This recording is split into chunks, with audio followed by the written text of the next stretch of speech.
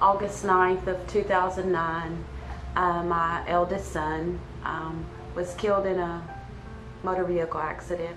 He was alive and speaking to the deputies when they arrived on scene.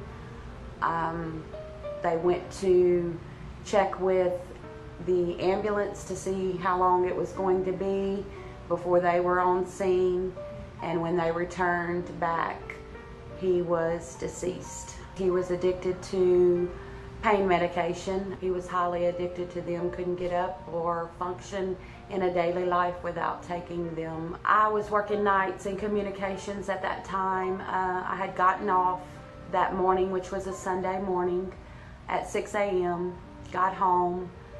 When I opened my door, he was in the chair, unresponsive, foaming at the mouth. I picked him up and got him alert enough to get him into the shower. By the time I got him cleaned up and back in bed, I then went to bed. Around 9:30 that morning, he came in my room and he said, "Mom, if you'll just give me some gas money, I'll get out of your hair and you can sleep." I gave him the $7 and he left. Didn't hear from him all day long. I got up, was getting ready for work, and I got a phone call from Westlake Police Department. My response was, "If y'all come right now, because I have to go to work." I still didn't suspect anything. I just figured he had done something.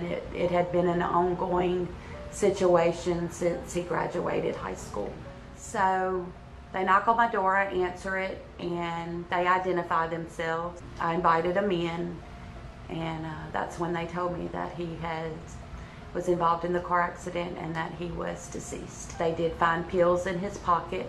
There's no telling what else that he used. It had been an ongoing thing. I had put him in rehab several times.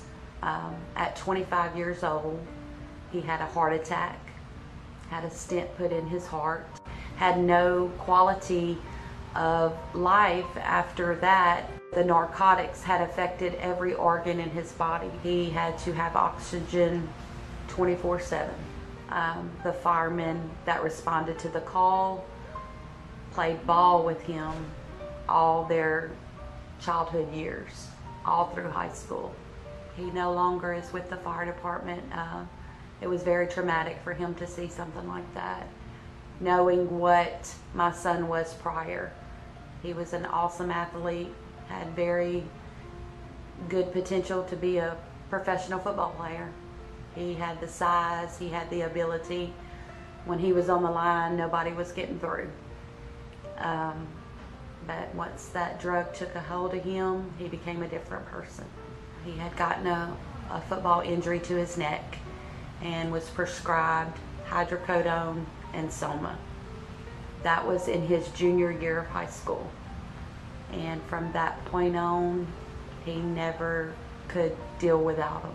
They would prescribe 120 soma, 120 hydrocodone, and 120 Xan bars.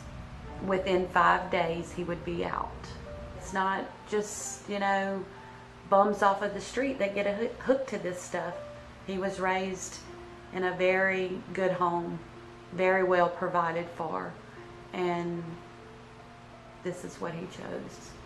My youngest son did admit to me that his brother is the one that gave him his first pain pill. He also got involved, and this is a young man that had scouts looking at him at 14 years old. He too became addicted to the drugs. He would do good for a while, and any little thing in his life that would go wrong, that's what he would choose to turn to. One day I walk in my house and he was unresponsive. He wasn't breathing, his lips were turning blue. And so when the ambulance got there and got him to the hospital, they did a toxicology, and sure enough, he was tested positive for several things, not only the pills that my oldest son was addicted to, but cocaine, meth. Right before he turned 18, he was 17, it was really bad, and I had to send him to his dad, who put him in a rehab in Chicago. He got married. His wife started hanging with a bad crowd, and she became addicted to meth. We sent her to rehab. She got straight. They got back together. Within just a couple months, she was back on it again. And at this point, they split up, and he started the proceedings of divorce. They pushed him over the edge again, and he got back on it. I go to bed, and my cell phone rings about 1:20. It's the sheriff's department. Missy, you home? I said, yeah, I'm home. Okay, well, it's a sergeant on patrol. We need to come by and talk to you. My heart fell. It was this call again. It was this same call again, and I knew in my heart, I just knew in my heart that it was the same thing. But I tried not to think that way. I was like, maybe he just got arrested, Please, just tell me he got arrested, he's in jail. He's safe, he's in jail. That's what I kept telling myself. And the sergeant and another deputy gets there, and they tell me, Missy, Blaine's been in an accident. We need to take you to the hospital. So at that point, I have hope. They're taking me to the hospital. He's gonna be okay, And I get dressed, and I ride with the sergeant to the hospital. And I know he didn't mean it. I know he did not mean it. But he kept asking me, was your son this? Was your son that? My heart started sinking again. I didn't let him know that because I didn't want him to feel bad about it. But in my heart, I just had a feeling something wasn't right, because he kept asking me was and not is your son. So I get to the hospital. They bring me to the ER. A LCPD officer, which I know, female that I know, was sitting there, and her face just went ashen when I walked in. Again, my heart sunk, but I still had hope, because why would they be bringing me to the hospital? He's okay. He's not at the coroner's office like my other son was. So the ER doctor comes out and tells me that my son was in an automobile accident. He hit a culvert, which snapped his neck and severed his aorta, which was the same thing that happened to my previous son. And they worked on him as long as they could, and he didn't make it. So here I go again. Here I go again. I have to bury another child due to pills, drugs, something that he let control him. I have to tell his 10-year-old and his 4-year-old their daddy's dead. How am I going to go on with no kids? They were my life. I was president of Dixie Youth for 10 years. I was at every football game, every basketball game, every baseball game. My mouth was the loudest cheering in the stands. How am I gonna do this? No parent should ever have to bury one, much less two. And if I can reach one person, one child, one young adult, then it's worth it. If I can keep one mama from having to look in a casket at their son or their daughter, it's worth it. I will tell my story as many times as I need to if I can reach one person and keep this from happening to them. I need these children and these young adults to realize what they're worth, to realize what they have to look forward to in life, what they can be.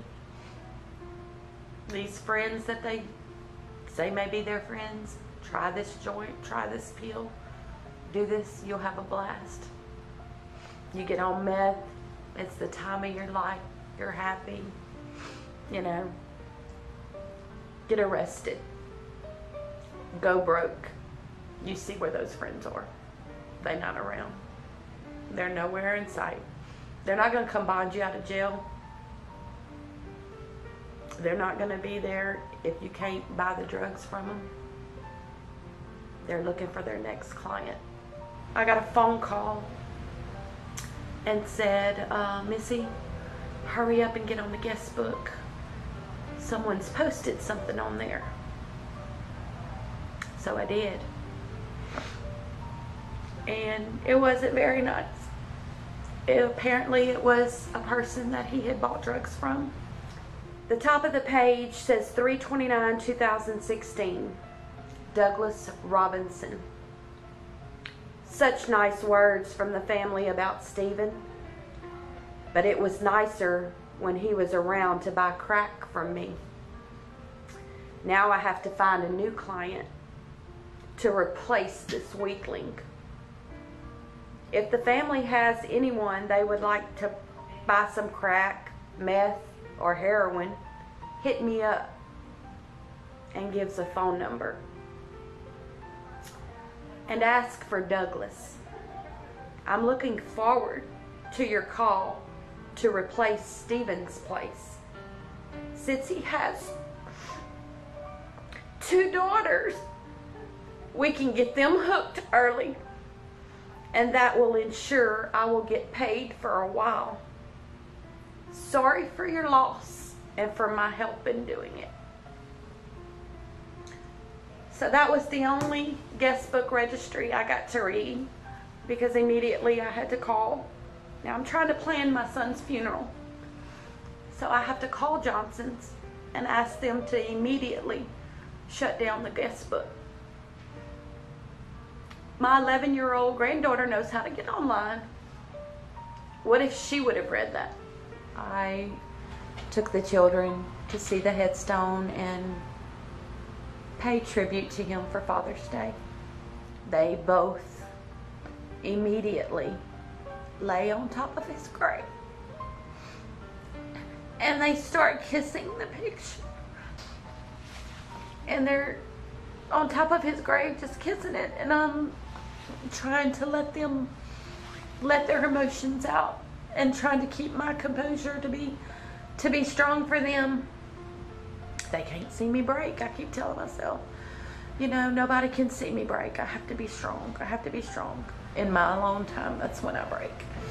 You know, that's when I break to see what they had to go through that day. Or his birthday, he died March 28th.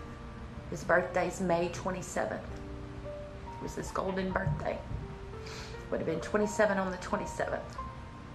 We're sitting in the service, and the 4-year-old's sitting on my lap, and she just looks at me and like, Mimi, Daddy's gonna miss his birthday. That was hard when May 27th rolled up, and he wasn't there to have his golden birthday. He didn't make it to that because of choices.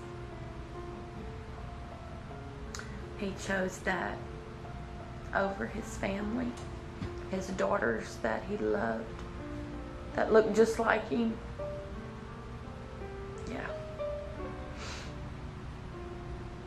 Tough love. Do it.